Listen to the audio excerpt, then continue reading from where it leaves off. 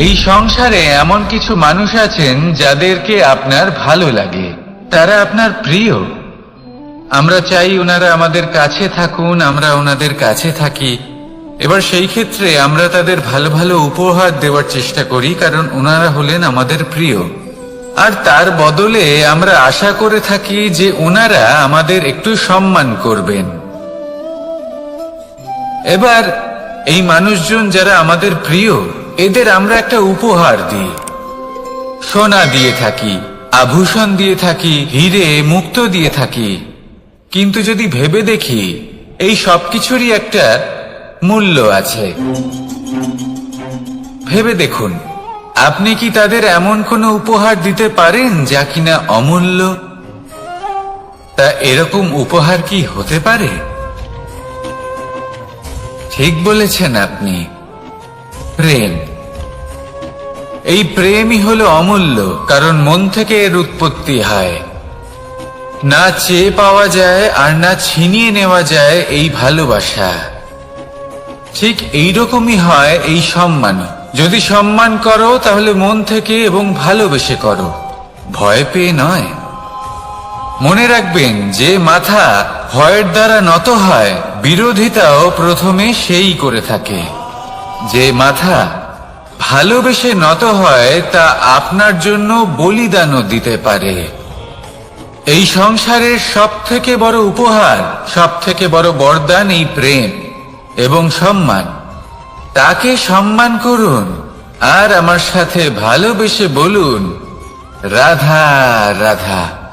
সমস্ত মানুষের জীবন কিছুটা সমান হয়। মানুষ জন্মগ্রহণ করে, তারপর চলতে শেখে, জীবনে এগিয়ে চলে, বার্ধক্য লাভ করে, তারপর সমাপ্ত হয়ে যায়। কিন্তু সেই ব্যক্তিরা কারা যারা প্রকৃত অর্থে মনুষ্য জীবন যাপন করেন? এনারা হলেন সেই ব্যক্তি যারা পড়ে গেলেও আবার উঠে দাঁড়ানোর চেষ্টা করেন, নিজের ভেঙে পড়া অস্তিত্বকে আগলে নিয়ে আবার একটা আকার দেওয়ার চেষ্টা করেন, ভগ্ন আশাকে আবার একটা নতুন দিশা দেন। অসফল হওয়ার পরেও থামেন না, আবার এগোতে থাকেন। অসফল হওয়ার পরে যদি আপনি থেমে যান, তাহলে সাফল্য আপনার সামনে অপেক্ষা করে, কিন্তু আপনি তা দেখতে পান না। তাই জীবনের সংঘর্ষে অংশগ্রহণ করতে শিখুন। জীবনের সংঘর্ষ থেকে পালাবেন না। আসুন আমার সাথে ভালোবেসে বলুন, রাধা রাধা। পরিস্থিতি কখনো এটা ভালো থাকে, আবার কখনো মন্দ হয়ে যায়। কখনো এই পরিস্থিতি আমাদের পক্ষে থাকে, আর কখনো এই পরিস্থিতি অনুযায়ী আমাদের চলতে হয়। কোনো বিকল্প থাকে না। কিন্তু যখনই এই পরিস্থিতি খারাপ হয়ে যায়, তখন কি করা উচিত সেই প্রশ্ন মনে জেগে ওঠে।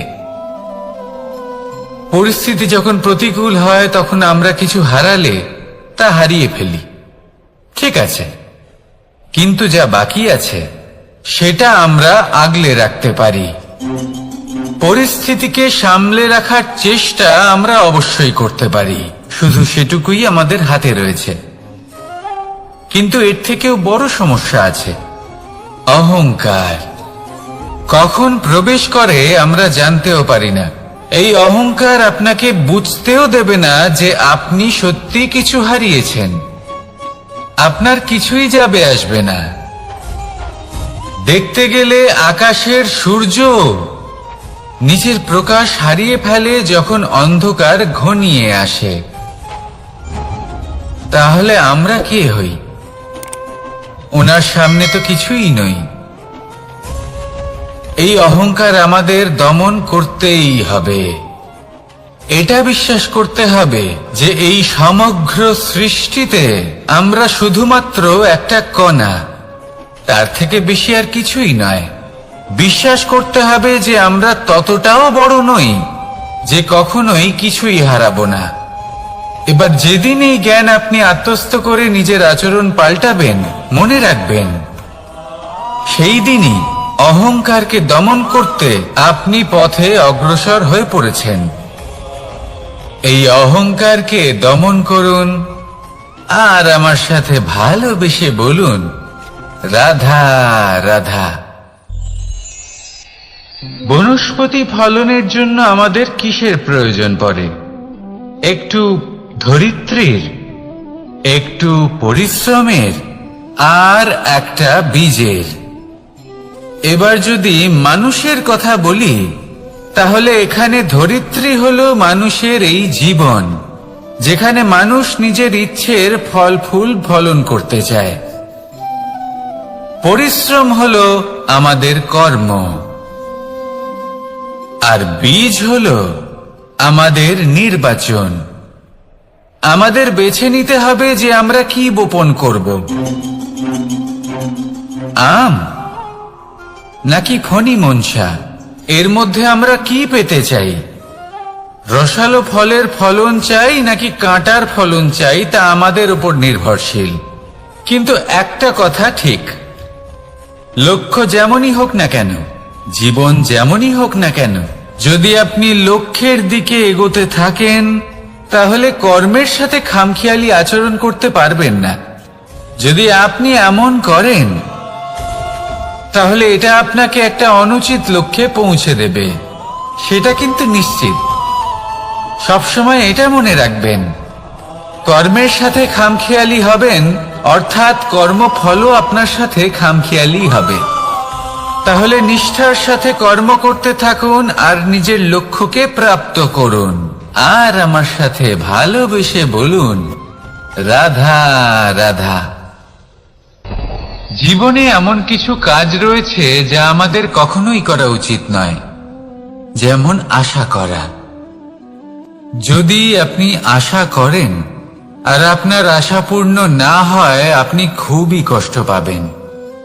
এবার আপনি যদি প্রতীক্ষা করেন, করতেই থাকেন, আর সেই ব্যক্তি যদি না আসে, তাহলেও খুব কষ্ট পাবেন। আর হলো তুলনা। আপনি যদি তুলনা করতে যান, তাহলে এটাই ভাববেন যে হয় আমি বা অন্য কোনো ব্যক্তি, এই দুজনের মধ্যে কোনো এক ব্যক্তি নিকৃষ্ট। আর এই ভাবনাটাই হলো অনুচিত। যদি আমরা কথা বলি সেই সব বিষয়ে যা আমাদের করা উচিত, যেমন পরীক্ষা, এই পরীক্ষা সবসময় আমাদের আরো সফল করে তোলে, আরো শ্রেষ্ঠ করে তোলে, আরো উৎকৃষ্ট করে তোলে। আসন্ন মহাসংগ্রামের জন্য আমাদের প্রস্তুত করে তোলে এই পরীক্ষা। তাই এই পরীক্ষার থেকে কখনোই পালাবেন না, এর সম্মুখীন হন। আর হলো কর্ম। কর্ম করা কখনোই বন্ধ করবেন না। তুলনা করার বদলে কর্ম করুন, প্রতীক্ষা করার বদলে কর্ম করুন, আর আশা করার বদলে কর্মই করুন। জীবন সফল হয়ে যাবে। দেখুন, সবার শেষে সত্যি বলতে এই কর্ম আর এই পরীক্ষা, এই দুই আমাদের জীবনকে সুখী করে তুলতে পারে। আসুন আর আমার সাথে ভালোবেসে বলুন, রাধা রাধা। এই জীবন কিভাবে বদলানো সম্ভব? কিছু মানুষ বলেন যে নিরন্তর কাজ করলে, পুরুষার্থ পালন করলে এই জীবন বদলে ফেলা সম্ভব। আজ আমি আপনাকে বোঝাবো যে এক মুহূর্ত, সময় আর সিদ্ধান্ত কতটা গুরুত্বপূর্ণ হয়। এক মুহূর্তই যথেষ্ট। একটা মুহূর্ত এত শক্তিশালী হতে পারে যে তা আপনার সমগ্র জীবন পাল্টে দিতে পারে। এমন এক সময় ছিল শ্রীরামের কাছে, যখন ওনাকে সিদ্ধান্ত নিতে হয় যে উনি নিজের পিতার আদেশ পালন করতে বনবাসে যাবেন নাকি যাবেন না। উনি সেই আদেশ পালন করেছিলেন। তারপর সময় অনুসারে উপযুক্ত সিদ্ধান্ত নিলেন। আর আজ সকলের মনে বসবাস করেন শ্রীরাম। আর অন্যদিকে আছে রাবণ। ওনার কাছে একটা সময় ছিল, একটা সুযোগ ছিল নিজের প্রারব্ধকে শুভ করে তোলার। উনি ভুল করলেন আর মৃত্যু লাভ করলেন। নির্বাচন সবসময় আপনার হাতে, শুধু আপনাকে সময়কে বুঝতে হবে, সেই মুহূর্তকে বুঝতে হবে আর উচিত সিদ্ধান্ত নিতে হবে, ব্যাস। বুঝতে শিখুন এই সময়ের দাবি কি, বুঝতে শিখুন এই সময়ের ইচ্ছে কি, আর উচিত সিদ্ধান্ত নিন। আর আমার সাথে ভালোবেসে বলুন, রাধা রাধা। মানুষের শরীর থেকে যা কিছু নির্গত হয় সবই পচনশীল, তা থেকে দুর্গন্ধ বেরোয়, একটা ঘৃণাবোধ জন্ম নেয়। আমাদের রক্ত হোক, অবশিষ্ট হোক, ঘাম হোক, নিঃশ্বাস হোক, আবার এমনকি যখন আমরা মনুষ্য শরীর ত্যাগ করি তারপরেও এই শরীরেও পচন ধরে, তার থেকে দুর্গন্ধ বেরোয়। কিন্তু বিষয়টা হলো এটা আমাদের হাতেই নেই। তাহলে আমাদের হাতে কি রয়েছে? আমাদের কর্ম, আমাদের উদ্দেশ্য আর আমাদের বাণী। যদি এইগুলো শুভ রাখেন তাহলে শুধু নিজে সুগন্ধিত থাকবেন না, এই সমগ্র সংসারকে সুগন্ধিত করে তুলবেন। কথায় আছে যে বাণীর থেকে অধিক মূল্যবান আর কিছুই নেই। সেই জন্য যে কোনো কথা বলার আগে নিজের শব্দকে নিজের মনের তুলাদণ্ডে মেপে দেখুন, তারপরে তার প্রয়োগ করুন।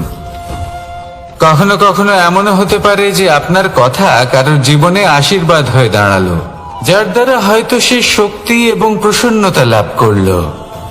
আবার এমনও হতে পারে যে আপনার কথা হয়তো কারোর মনে এমন আঘাত দিল, সে সেই আঘাত কোনোদিনও ভুলতে পারল না।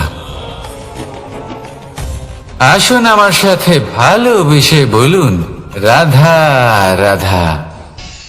ইচ্ছে এবং চেষ্টা, এই দুই মানুষের মধ্যে আছে, কিন্তু এই দুইয়ের মধ্যে সামঞ্জস্য থাকা খুব প্রয়োজন। আপনার যা ইচ্ছে সেটা পূর্ণ করার জন্য চেষ্টার প্রয়োজন তো অবশ্যই। আপনি যে স্বপ্ন দেখেন সেটা পূর্ণ করার জন্য নিদ্রা ত্যাগ করে চেষ্টা করা অত্যন্ত প্রয়োজনীয়, নয়তো এই স্বপ্ন কখনোই পূর্ণ হবে না। যদি আপনি কোনো প্রশ্নের উত্তর চান তাহলেও আপনাকে চেষ্টা করতেই হবে। জীবনে যদি সামনে এগোতে হয় তাহলে পাকে কষ্ট দিয়ে সামনে এগোতে হবে, চেষ্টা অবশ্যই করতে হবে। যদি আপনি চেষ্টা না করেন, পরিশ্রম না করেন, তাহলে এই সংসার আপনাকে পেছনে ফেলে সামনে এগিয়ে যাবে। নিজের ইচ্ছেগুলিকে মন থেকে বাস্তবে আনুন আর চেষ্টার দ্বারা তাকে সার্থক করুন। এই মন প্রসন্ন হয়ে বলবে, রাধা রাধা। জীবনে কখনো সাফল্য আসে, আবার কখনো অসফলতা, কখনো আশা পাওয়া যায়, কখনো নিরাশা, কখনো জয় লাভ করি, আবার কখনো পরাজয়। এর পেছনের কারণটা জানা অত্যন্ত প্রয়োজনীয়। যদি আমি পরাজয়ের কথা বলি, যখনই আমরা পরাজয় লাভ করি আমরা ভাবতে থাকি যে এমন কেন হলো? আমাদের শত্রু কি বেশি শক্তিশালী ছিল, নাকি আমাদের নীতিতে কোনো খামতি ছিল? এই সমস্ত কারণের পেছনে খুব বড় একটা কারণ থাকে, আর সেই কারণ আমাদের অন্তরে সুপ্ত থাকে। ধরে নিন একটা পথ, তাতে আপনি চলছেন, সেই পথ কাঁটায় পরিপূর্ণ, কিন্তু আপনি পাদুকা পরে রয়েছেন আর আপনি হেঁটে সামনে এগিয়ে যান। এবার এমন একটা পথ এলো যা পুষ্পে ঢাকা, আর আপনি পাদুকা পরে রয়েছেন, কিন্তু আপনার পাদুকাতে একটা পাথর আটকে গেল।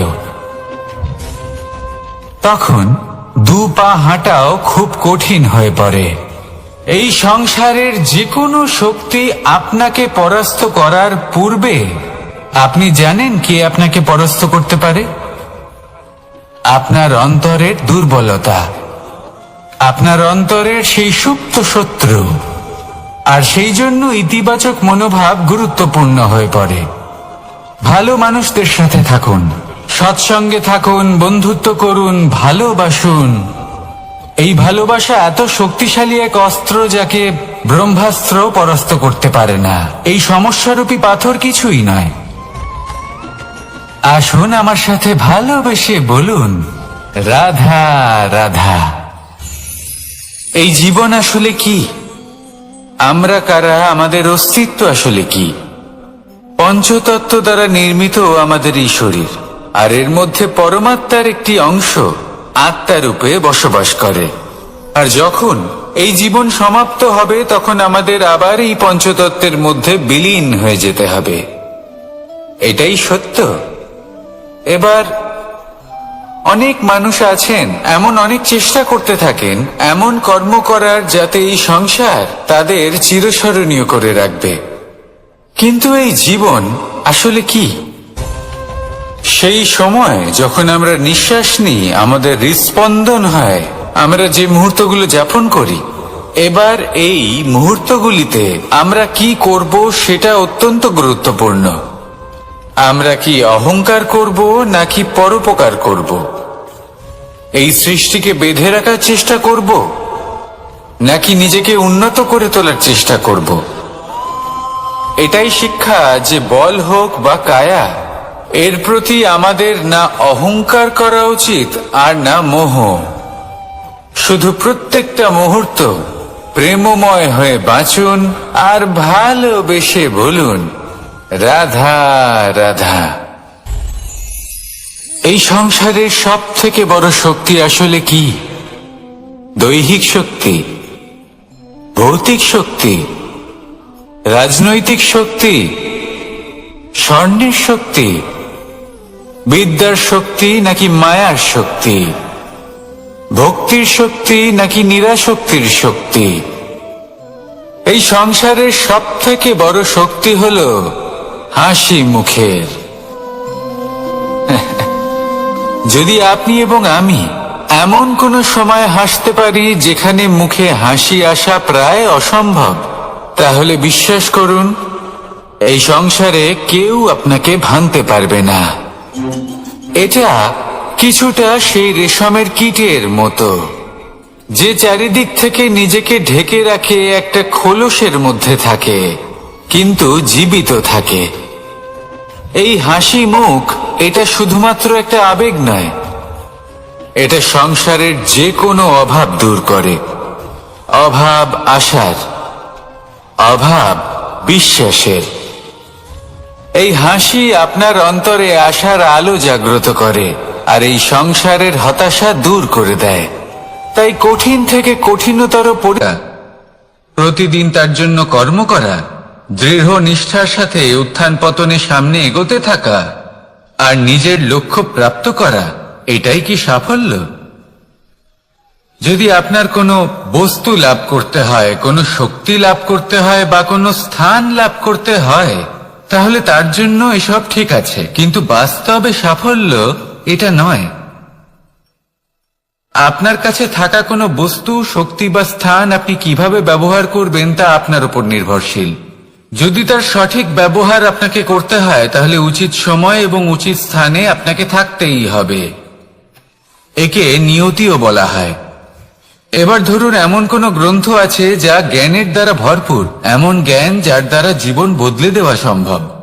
এবার এই গ্রন্থ যদি এমন কোন ব্যক্তির হাতে পৌঁছয় যিনি নিরক্ষর, তিনি কি এই গ্রন্থের সদ্ব্যবহার করতে পারবেন? কখনোই নয়। সেই জ্ঞান দিয়ে নিজের আচরণ পাল্টাতে পারবেন? কখনোই নয়। সেরকমই ধরুন কোন ব্যক্তি যার কাছে একটা অস্ত্র আছে যার দ্বারা উনি শত্রুকে শেষ করে দিতে পারেন, কিন্তু সেই ব্যক্তি হলেন একজন কাপুরুষ। তিনি কি শত্রুকে শেষ করতে পারবেন? তিনি কি জয়লাভ করতে পারবেন? কখনোই নয়। আপনার কাছে কি আছে তার থেকেও বেশি গুরুত্বপূর্ণ আপনি তা দিয়ে কি করবেন। উচিত ব্যক্তির সাথে উচিত সময় উচিত স্থানে থাকা বেশি গুরুত্বপূর্ণ। নিজের গুণের সাথে, নিজের শক্তির সাথে, নিজের জ্ঞানের সাথে উচিত সময় উচিত স্থানে অন্যের যন্ত্রণাকে দূর করা, অন্যের জীবনকে আরো সুন্দর করে তোলা, এটাই হলো সাফল্য। তাহলে সাফল্যের বাস্তব অর্থ বুঝুন, অর্থাৎ নিজেকে আরো প্রসন্ন রাখুন আর আমার সাথে ভালোবেসে বলুন রাধা রাধা।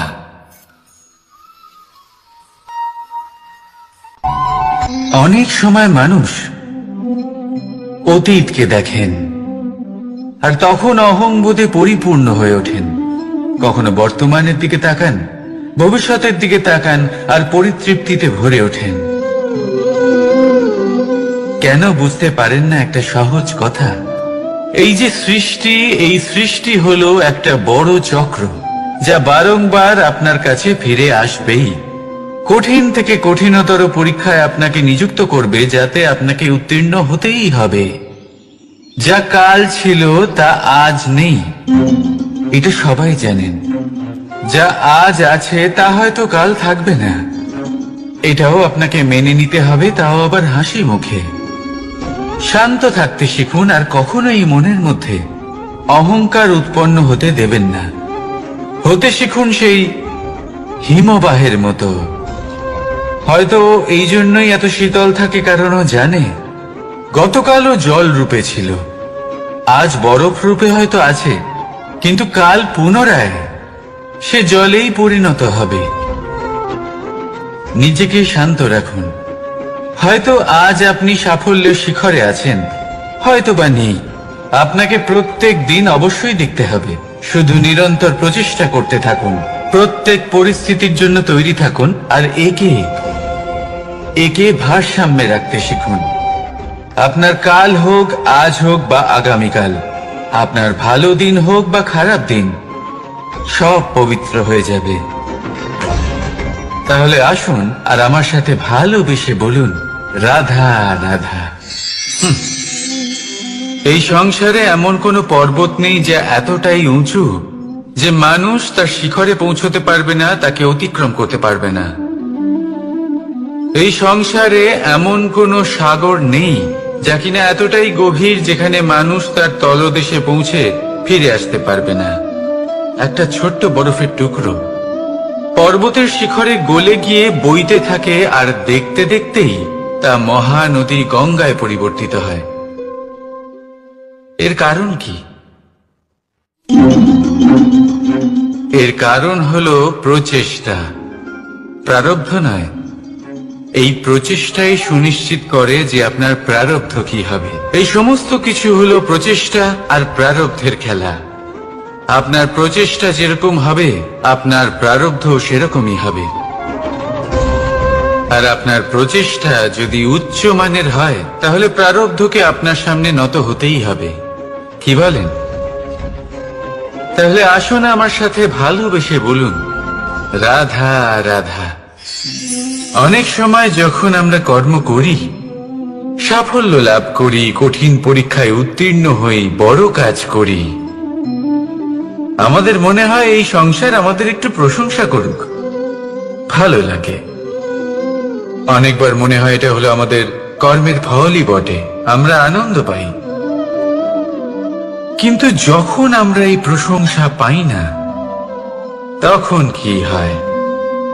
আমরা দুঃখী হয়ে যাই, ভেঙে পড়ি।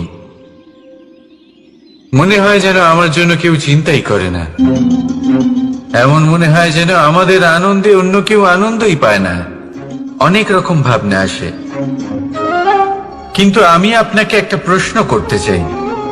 আপনি যে কাজই করেন না কেন, যে কর্মই করেন না কেন, তা কি শুধুমাত্র প্রশংসার জন্য করেন? যদি এরকম হয়ে থাকে, তাহলে সেই ভাবনা এক্ষুনি ত্যাগ করুন। কারণ এই প্রকৃতি আমাদের অন্য শিক্ষা দেয়।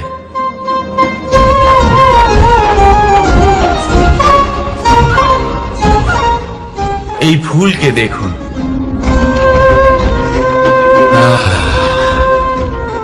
এই যে ফুলের সুবাস, যা আমার মনকে উচ্ছ্বসিত করে তোলে, মনে শক্তি সঞ্চার করে, এই সুগন্ধ। কিন্তু ভেবে দেখুন, ফুলের কিন্তু এই কাজ করার জন্য কোনো প্রশংসারই প্রয়োজন হয় না। এটাই হলো প্রকৃতির শিক্ষা। যিনি সৎ হন, সৎকর্ম করেন, তার কোনো প্রশংসার প্রয়োজন হয় না, কারণ ওনার কর্মই হলো ওনার সুবাস। মনে রাখবেন, আতর নকল ফুলে দেওয়া হয়, প্রকৃত ফুলের তার কোনো প্রয়োজন হয় না। সেইভাবেই আপনিও কর্ম করতে থাকুন শুভ চিন্তা নিয়ে। এই মনকে সব সময় শান্ত রাখুন, স্বচ্ছ রাখুন। যদি এরকম করেন, তাহলে আপনার কর্ম এমন সুবাস ছড়াবে যে আপনার জীবনে শুধু এবং শুধুমাত্র আনন্দই থাকবে, তাহলে এই আনন্দ সহকারে বলুন, রাধা রাধা। জীবন, এই জীবন আসলে কি?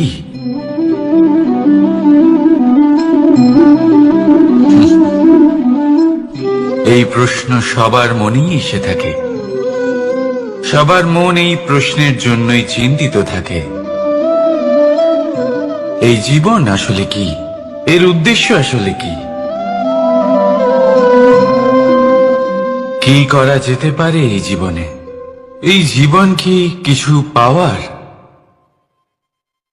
নাকি এই জীবন কিছু হারাবার? এই জীবন কি আসলে সেটাই যেখানে আমাদের পরমাত্মার খোঁজ করা উচিত, নাকি আমাদের ধাবিত করা উচিত নিজেদের স্বপ্নের লক্ষ্যে? এই জীবন আসলে কি? এই জীবন আসলে অত্যন্ত সরল। এ হলো শান্ত জলের মতো, একটা আয়নার মতো। এই জীবন, এই জীবন আসলে ঠিক যেন এক আয়নার মতো। আয়না কি করে? আপনাকে সেটাই দেখায় যা আপনি করে থাকেন। আপনি হাসি মুখে আয়নার দিকে তাকান, আয়না আপনাকে আপনারই মুখ দেখাবে সেই হাসি সমেত। আপনি রেগে গিয়ে আয়নার দিকে তাকান, আয়না আপনাকে সেটাই দেখাবে। আপনি প্রসন্নভাবে হেসে আয়নার দিকে তাকালে আয়না আপনাকে সেটাই দেখাবে।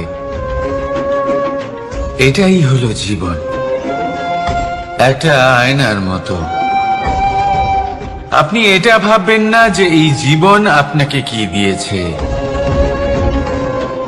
বরং এটা ভেবে দেখুন যে আপনি এই জীবনকে কি প্রদান করেছেন। যদি আপনি এই জীবনকে সুখ প্রদান করেন, আনন্দ দিতে পারেন, ভালোবাসা দিতে পারেন, তাহলে এই জীবনও আপনাকে সুখ, আনন্দ আর ভালোবাসাই দেবে। তাহলে আসুন এই সুখ, আনন্দ আর ভালোবাসা দিয়ে বলুন, রাধা রাধা। সংসারে অনেক সময় এরকম হয় যে আমরা খুব সমস্যায় থাকি, খুব বিপদের মধ্যে থাকি। আর সেই সমস্ত মানুষ যারা আমাদের কাছের মানুষ, আমাদের আপনজন, তারা আমাদের ত্যাগ করে চলে যান। আমরা এই সময় দুঃখ পাই, নিরাশ হয়ে পড়ি এবং একা একাই সেই সমস্যাকেও কাটিয়ে উঠি। এবার পরিস্থিতি যেমন খুশি হোক না কেন, সেই সব মানুষ যারা এমন সময় আপনাকে ত্যাগ করেছেন, তাদের প্রতি ক্রুদ্ধ হওয়া, অভিমান করা, এটা অনুচিত। আমি বলবো তাদের প্রতি কৃতজ্ঞ থাকুন। আমি বলবো তাদের ধন্যবাদ জানান যে তারা এমন সময় আপনার সঙ্গ ত্যাগ করেছেন যখন আপনার তাদের সব থেকে বেশি প্রয়োজন ছিল।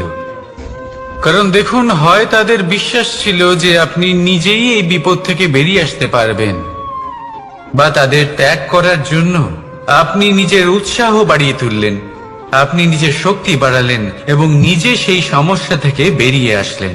নিজের খারাপ সময়কে আপনি নিজেই ভালো সময় করে তুললেন। শেষ পর্যন্ত আপনি আরো শক্তিশালী হয়ে উঠলেন, আরো শ্রেষ্ঠ হয়ে উঠলেন। আর এটাই তো আপনার বিজয়, যার কারণ হলো তাদের আপনাকে ত্যাগ করা। তাহলে তাদের ধন্যবাদ জানান আর আমার সাথে ভালোবেসে বলুন, রাধা রাধা। দোল উৎসবে এই সমগ্র সংসার রং নিয়ে খেলা করে, কিন্তু এই রঙের সারমর্ম এই সংসার কি জানে? কখনো দেখেছেন একটা চিন্তিত মুখ শুধুমাত্র রঙের স্পর্শ পেয়ে আনন্দিত হয়ে ওঠে? দোলে আমরা কি করি? পুরাতনকে ত্যাগ করি আর নতুনকে স্বাগত জানাই। শিশিরকে বিদায় জানিয়ে এক সুন্দর, এক নতুন ঋতুকে আগমন জানাই। দুশ্চিন্তা দূর করে আসার নতুন রঙে রঙিন হয়ে ওঠা, নিজেকে আনন্দিত করা, এটাই তো হলো দোল। এবার দোলের একটা ব্যাপার আছে, দুটো রঙে একসাথে রঙিন হওয়া যায় না। একটা রং উঠলে তবেই আর একটা রং লাগা সম্ভব। আরো একটা প্রশ্নও রয়েছে, কোন রংকে তুলে দিয়ে কোন রং মাখানো যেতে পারে? যদি আপনাকে উদাহরণ দিই, লোহের এই রং, তা যতক্ষণ লেগে থাকবে আনন্দের রং লাগতে পারবে না, যা হয়েছিল দ্বারকাবাসী এবং সামন্তক মণির মধ্যে। ভ্রান্তির রং যতক্ষণ লেগে থাকবে সত্যের রং লাগতে পারবে না, যা হয়েছে রুক্মিণীর সাথে। আর হিংসার এই রং যতক্ষণ লেগে থাকবে প্রেমের রং ততক্ষণ লাগতেই পারবে না, যা হয় আপনার আমার সবার সাথে। তাহলে আসুন একসাথে মিলে দোল পালন করি এবং সবকিছুর উপরে বিজয় লাভ করি। অন্ধকারের স্থানে আলোর, ভ্রান্তির স্থানে সত্যের, হিংসার স্থানে প্রেমের, আর লোভের স্থানে আনন্দের এই সুন্দর রং মাখাই। শত্রুতা, ঘৃণা, হিংসা এই সব কিছু ত্যাগ করি আর সকলের সখা হয়ে উঠি, আর ভালোবেসে বলি শুভ দোল। হ্যাঁ, ওটা তো আমরা অবশ্যই বলবো, রাধা রাধা। আমাদের মনে সবসময় একটা প্রশ্ন এসেই থাকে, এই জীবন যা কিনা ঈশ্বর আমাদের দিয়েছেন, একটা জীবন, ঈশ্বর এক আত্মা দিয়েছেন পৃথিবীতে বাঁচার জন্য। যতদূর আমরা জানি আমাদের কাছে একটাই জীবন রয়েছে। আমরা ভাবি এই জীবন গুছিয়ে কিভাবে রাখা যায়। প্রত্যেক মানুষ ভাবেন যে আমি কি করি যাতে এই জীবনকে গুছিয়ে রাখা যায়, কিরকম কর্ম করব, কিরকম পুণ্য করব, কি ধরনের শাস্ত্র পড়ব যাতে আমি সেই জ্ঞান অর্জন করি যাতে জীবনটা সুন্দর করে তুলতে পারি। আমাদের সমগ্র জীবন কেটে যায় এই প্রশ্নের উত্তর খুঁজতে, সেই শাস্ত্র অধ্যয়ন করতে। এমন অনেক মানুষ তাও বুঝতে পারেন না। আসুন আজ আমি আপনাকে একটা সহজ কথা বলি, যার দ্বারা আপনি নিজের জীবন সুন্দর করবেন। জীবন, জিহ্বা, এদের দুজনেরই হলো একটাই রাশি। জিহ্বা অর্থাৎ আপনার কথা, এই কথাকে সংযত রাখুন, একে সুন্দর করে তুলুন, মধুর কথা বলুন, যতটা সম্ভব একে নিয়ন্ত্রণে রাখুন। আপনার জীবন সুন্দর হয়ে উঠবে। কারণ এই শব্দ হয় অত্যন্ত শক্তিশালী। এটা হলো এমন এক বন্ধন যা আপনার সামনের মানুষকে আপনার ব্যক্তিত্বের সাথে জুড়ে দিতে পারে। তাই এই শব্দ সংযত রাখুন, একে সুন্দর করে তুলুন। আপনার জীবন আপনা থেকেই সুন্দর হয়ে উঠবে। আর আসুন এই মধুর সুন্দর অনুভূতি দিয়ে বলুন, রাধা রাধা। এই জীবন আসলে কি? এ হলো জন্ম থেকে মৃত্যু পর্যন্ত এই সময়। কিছু মানুষ এটা বলে থাকেন যে এই যে নিঃশ্বাস নিচ্ছি, এই হলো জীবন। আর প্রত্যেক ব্যক্তি, প্রত্যেক প্রাণী, তাদের নিঃশ্বাস নির্ধারিত থাকে, নির্দিষ্ট হয়ে থাকে। তাকে সেই নির্ধারিত নিঃশ্বাস নিতেই হয়, তারপর তিনি মৃত্যু লাভ করেন। কিন্তু এটা কি সত্যি?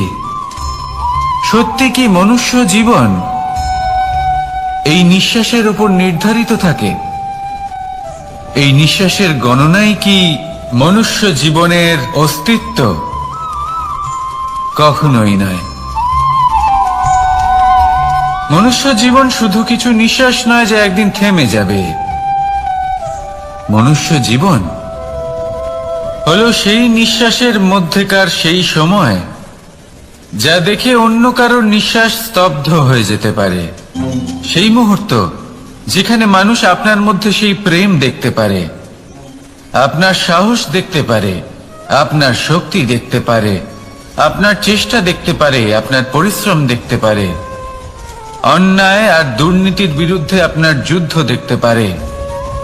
জীবনে গুরুত্বপূর্ণ সেই মুহূর্ত, সেই সময় যেটা আপনি বেঁচে আছেন, সেই সময়ে আপনি এই সংসারের অন্য ব্যক্তিদের জীবন বাঁচার একটা দিশা দেখাতে পারেন, একটা প্রেরণা যোগাতে পারেন, শক্তি দিতে পারেন, আশা দিতে পারেন। তাই জীবনে এটাই করুন, এমন একটা জীবন যাপন করুন যা অন্যের জন্য আদর্শ হয়ে থাকে।